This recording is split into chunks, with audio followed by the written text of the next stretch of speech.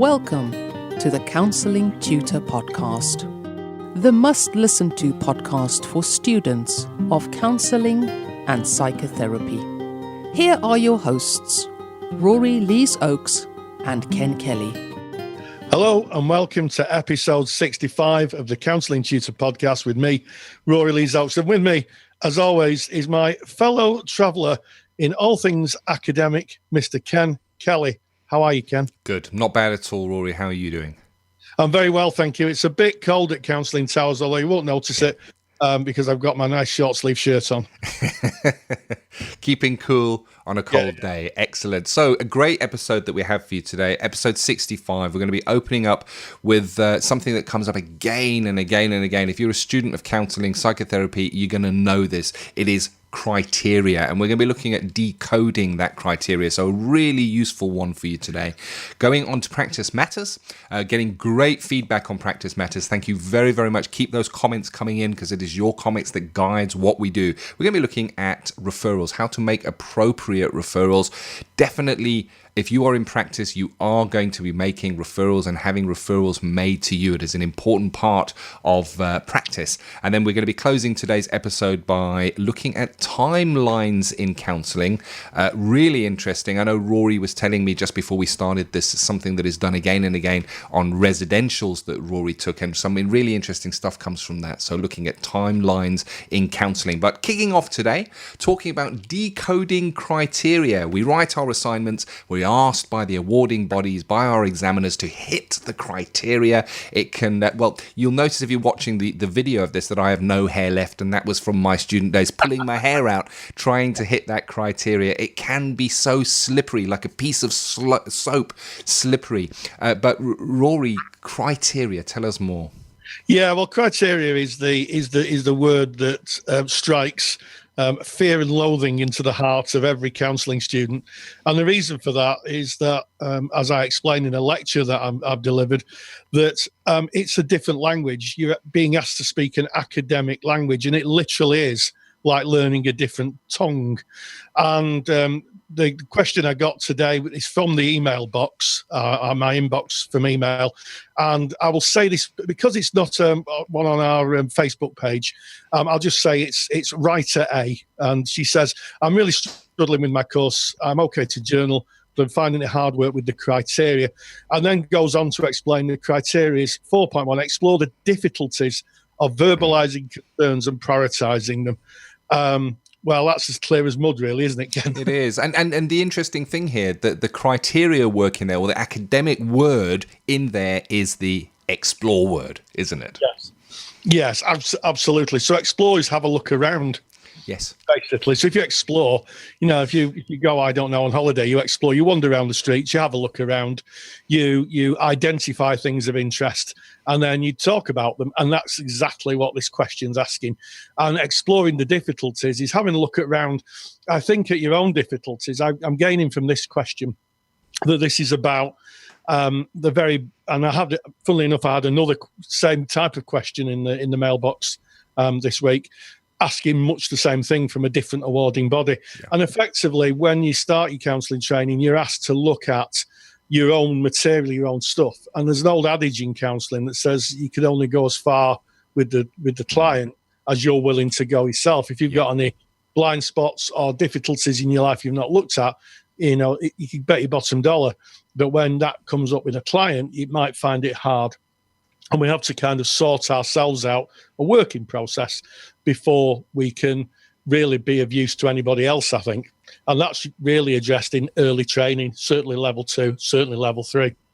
So the difficulties, what's going on for you? What is it that you want to look at? Why is it difficult to communicate? What's the risk of looking at your own material and maybe putting yourself first? And what's the difficulties in speaking about it? Verbalizing is just another way of speaking. The verbiage can be writing, but usually, verbalizing it, telling people. So this question is really, tell me, the examiner, what difficulties you have in talking about your own stuff, looking at it and kind of sharing it and examining it. And that's basically it. And to do this, you need examples. So you need to give a couple of examples, I would say, of things that are going on in your own life that maybe you found it difficult to talk about and why. That's the difficulty, why it's difficult. Because once we look at that, then we can start the kind of process of personal development and moving our lives along. There we have it. Yeah, we do indeed. And there's two sides to this, because the one is that personal development, that understanding of self, the examined life, as it is called. And the other side is that hitting criteria. So the word that they were asking there, the criteria word, is the explore word. And a great way of making sure you hit the criteria and as examiner understanding that you understand and are hitting that criteria is to use their words back at them. And you could put something in there. So if they've said explore, what that means to you, you can write back and you can start your sentence saying, in exploring my own feelings, and you're using their word back. So you're evidencing that you must be exploring because you're telling them they are, because that's what they've asked you for. So that's the one side in the hitting criteria. The other side of it is about that journey that we take where we do need to look at self, because if we're asking our client to look at their feelings and explore where they are, what comes up for them and what is difficult for them, and we haven't looked at ourselves, then I guess that's a big ask, because like you said, Rory, the client can only go as far as the counsellor is able to go. And I know that this is a debate from level 2, because that's the level of the academic language of explore feels lower. It feels maybe a level 2 or a level 3 type language. Sure. It's not an analyse type of question. But this is the same question that will go right through your whole counselling training and into practice. We're asked to look at self all the time. And for me, the interesting thing is the world is set up in such a way that we're not encouraged to explore our feelings and our fears. We're encouraged to be strong and put them one side and get on with it and man up. Those are the kind of words that ring in my ears, and how broken society is that we're not encouraged to look at our feelings. So it's no wonder that when a client sits in front of us, that as soon as we look at those those uncomfortable areas, the feelings, the things that bring up fear, anxiety, that the client might want to run away from that and not want to explore that, because it's a scary place to go and a place that we're not encouraged in today's life to look. Yeah, absolutely. And I'm just looking at this question now, Ken, and I'm thinking about how I'd write it, and I'd say in exploring the difficulties that I have, I would identify that sometimes, and the fears that I have around X, Y, and Z is that A, B, C might happen, and that's how you have to do it. And I think one of the thing is with academic language is we're not asked, generally speaking, to go into any great depth in our day-to-day conversation. So if I was walking along with Ken and I pointed to a car and I'd say to Ken, "What's that?" Ken would say, "It's a car." And hopefully, and we would have a shared understanding of what it is.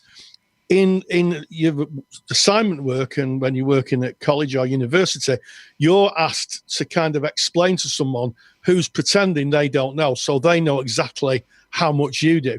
So it's no good saying, "Well, that's a car." Well, how do you know it's a car? What makes it different from a van? Oh, yes. That type of thing. So you have to give real clear examples. And I think that's the difficulty. It's far different to the language we use in our day-to-day life. It is, and there's a danger, and this danger comes with hitting criteria. And I'm going to use the car analogy that Rory mentioned over there. If Rory and I were walking along and Rory pointed and said, "What's that over there?" I might say, that's a car. In fact, that's a Ford, and Ford was a company that was started by Henry Ford, and Henry Ford did blah blah. I'm no longer on criteria. That's not what they're asking. And it's so easy when you have so much information. And I mean, we go to college, we go to university to learn all that information, but it's so important that when we answer the assignment questions, that we answer what they ask. We may have a broad understanding on the topic, and it's very easy to go off topic and start bringing information about Henry Ford and how he invented this and that, and that's not what they're asking. They're asking, "What's that?" And that is a car. Yeah, exactly. And if I was walking along with Ken and we saw a car and there was a van, parked next to it, I'd say, Ken, what's that? And he'd say, it's a van. I'd say, well, what's the difference between a car and a van? Yes, compare and contrast the car and the van. And this is the academic language. And that's why I said at the beginning of this that this question's got the two sides. It's got that personal development and the looking into self, but it's got the academic language side of it. And Rory, I am aware you've just done a really comprehensive lecture on academic language. Learning a new language, I guess it is, learning how to interpret, decoding that academic language. Yeah, I have, and it's gone down very well. And it's basically a lecture on how to look at these very bland questions that you're asked, explore the difficulties of verbalizing concerns and prioritizing them, and basically learning a way of breaking it down into more. I'm going to use the word thoughtfully common language, so that you can start from what you know. And I used to do that with my students, and they found it very helpful. Yeah, and it's that criteria. Sometimes we don't walk an academic path when we learn counselling. We maybe didn't go from school into college into university and follow that path all at the same time to become counsellors. Sometimes we go out and live some life first, and we're called back in our later years, and it can be decades. I was speaking to one of our Counselling Study Resources members very recently on the telephone, and they were saying, it's been over 2 decades since they even looked at any kind of learning, and then being asked to hit criteria and understand academic language is a big ask on top of all the theory and all the skills and all the new information that you're learning. And I think that your lecture really hits the nail on the head, Rory, where it really is. It's about decoding that academic language and understanding what criteria is and how to hit it. And your handouts, of course, that you did in that lecture as well, really, really useful. But there it is. And of course, if you're wondering what is CSR, how do you get this lecture? Well, at the very end of today's podcast, we will cover where that comes from. But putting that criteria neatly one side, hopefully it has been hit, the criteria of the question that came in. We move on to practice matters. And Rory, you're looking at something really important today. You're looking at referrals. I am. And one of the things that I used to teach my students about how to identify a referral opportunity.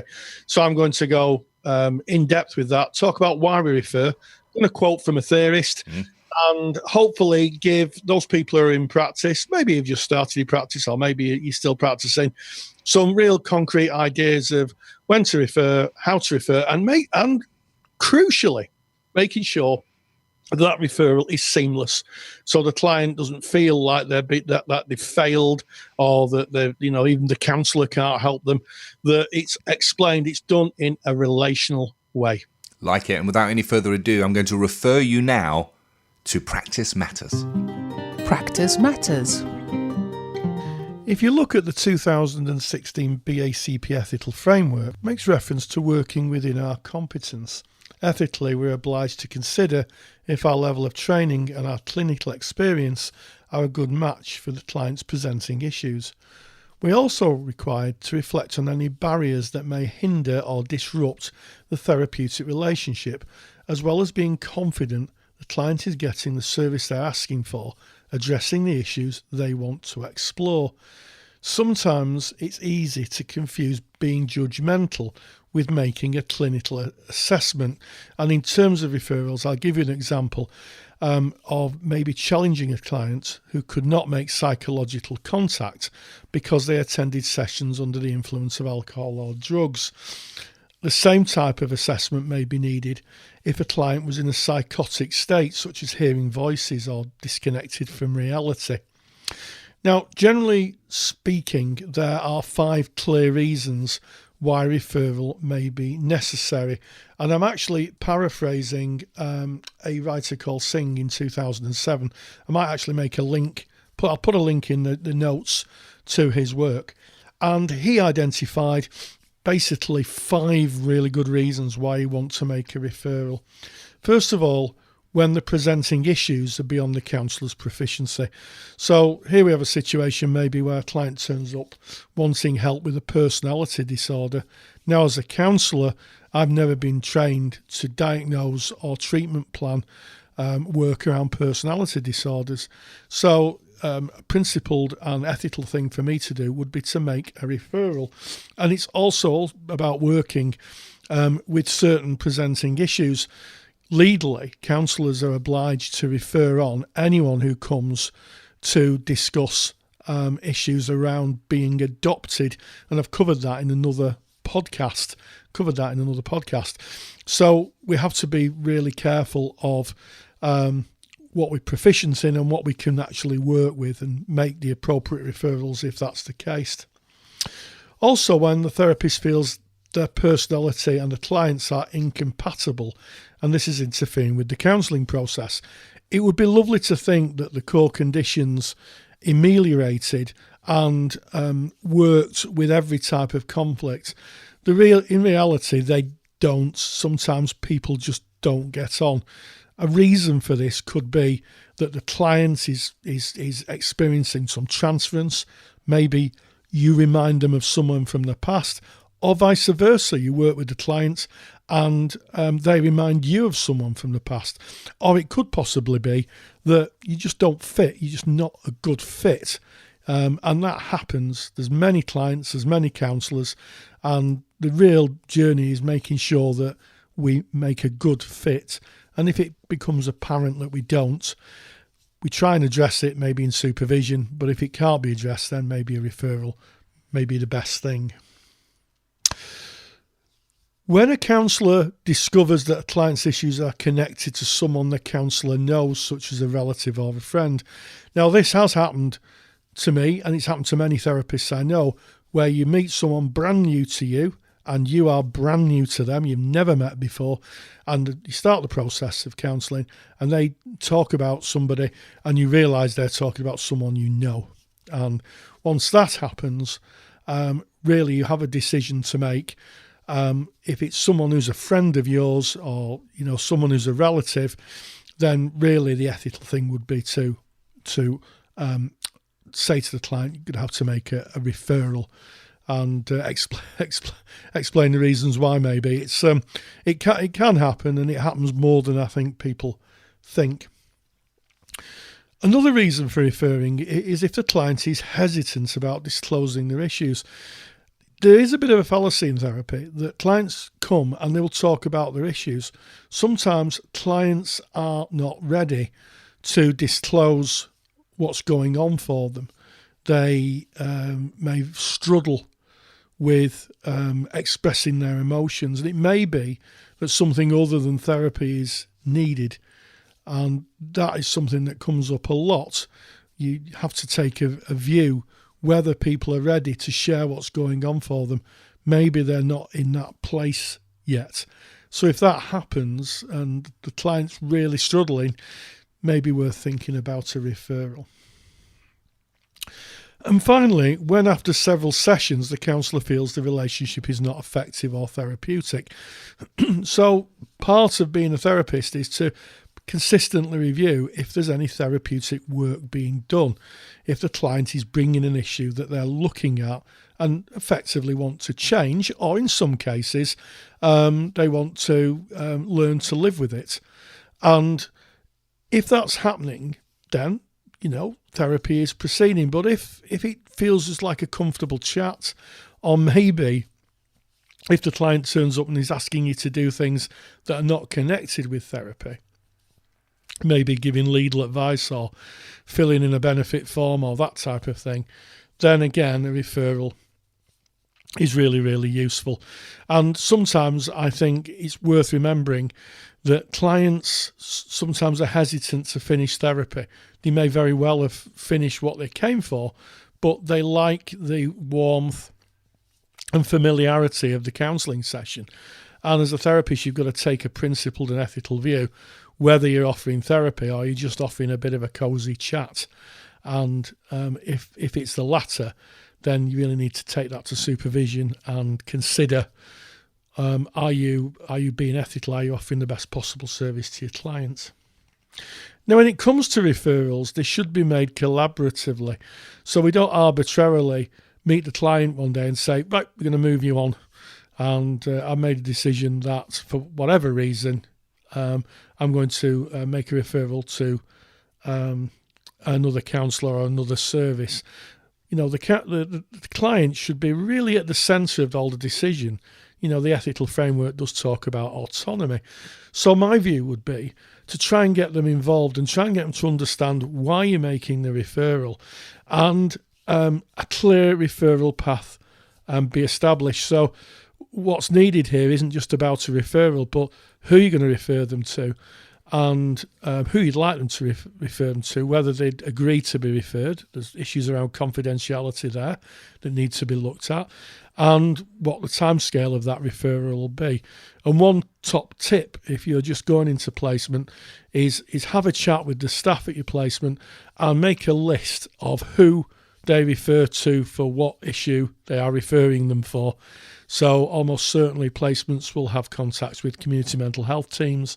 They'll have connections with alcohol and drug services. They'll also be able to tell you if the client's presentation is more than your experience, what the referral pathway is to another therapist. So make sure that you have all those information before you talk about referral with the clients. It's also super useful to make good use of supervision to explore any referral and ways of working with the process. I wouldn't dream of making a referral unless I'd spoken with my supervisor. That can be done either at supervision, or if your supervisor, sometimes supervisors allow, a free 30-minute phone consultation, then in that way you can phone the supervisor and try and work it through.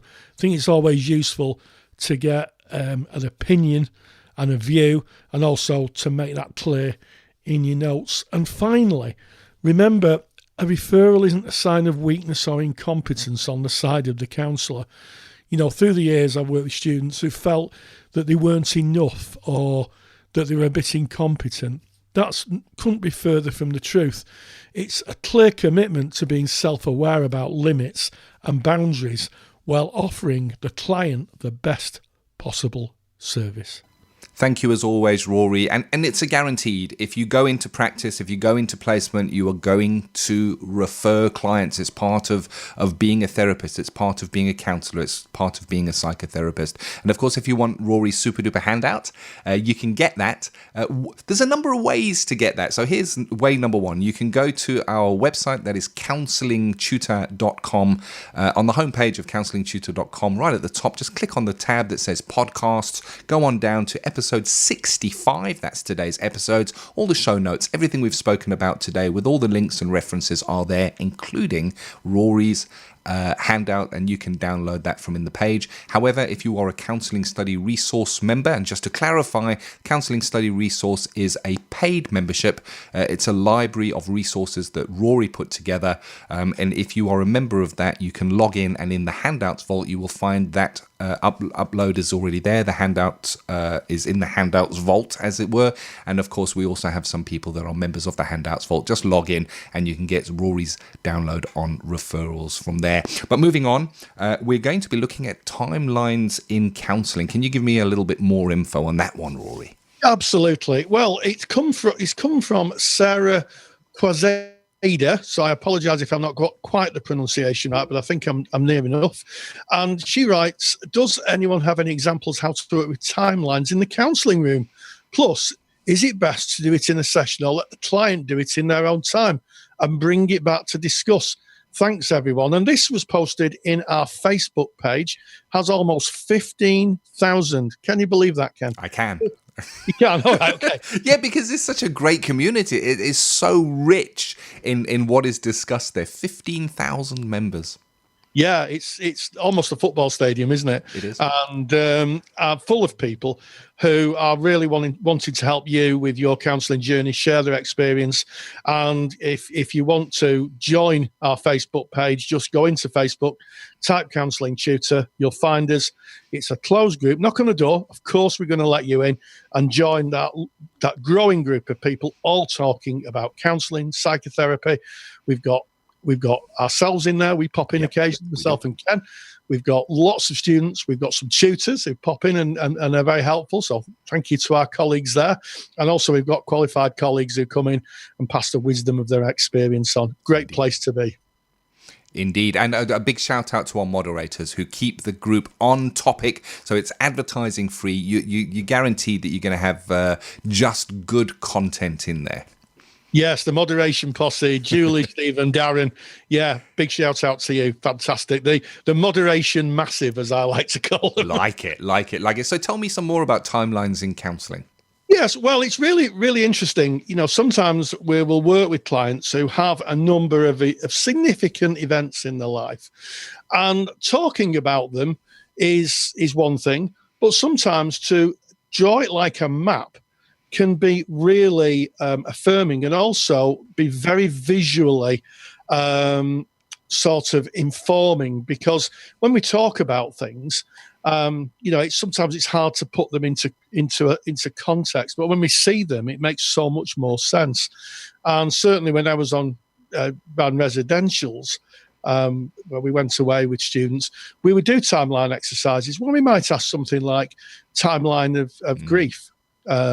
And people would write a long line. So you draw a line along a sheet of paper, and then you would put in when significant people died, and and the age you were. And it was amazing how many people said, "I didn't realise how many people I'd lost when I was 14 or 18 or 7." It's also very good for attachment. So about people coming and going into your life. You can really help a client explore why they may feel that they don't want to form relationships with others if they find that in their very early life they'd had lots of caregivers who just came in and out of their lives. Really useful tool. And I was talking to Karen Burke from the Manchester Institute for Psychotherapy a couple of years ago, and she's a brilliant therapist, and I think a lot of her work, she's a gestaltist, and she has a roll of wallpaper, and she will draw timelines, and she will literally put them all around the room and walk the clients along. Fantastic. Wow. Fantastic. It has to be used thoughtfully. So answering the second part of that question, do you let clients do it in their own time and bring it back to discuss? I would be thoughtful and say no, because it might be that if you let them do it in their own time, it might be a bit overwhelming. This is a big piece of work, certainly with things like grief, attachment, certainly, clients who've had historical abuse, it may need a very, very supportive person other in the room while the realization of what's happened appears. So my view, Sarah, would be if you're going to do timeline work, make sure you set some time for it, and make sure that, you're thoughtful of what that might bring up for the clients. Very powerful. Definitely, because as they're exploring that timeline, the emotions may come to the surface, and you're able to work. And you I guess you never know where that might lead to in terms of where the client chooses to go within that. And also, Rory, as we were discussing this just pre us making the recording for this, you mentioned this is a very person-centered exercise, because it is that person exploring their life and bringing it into the here and now. Because person-centered is not about there and then. It is about the here and now, and how the there and then maybe affects them and how they feel about that in the here and now.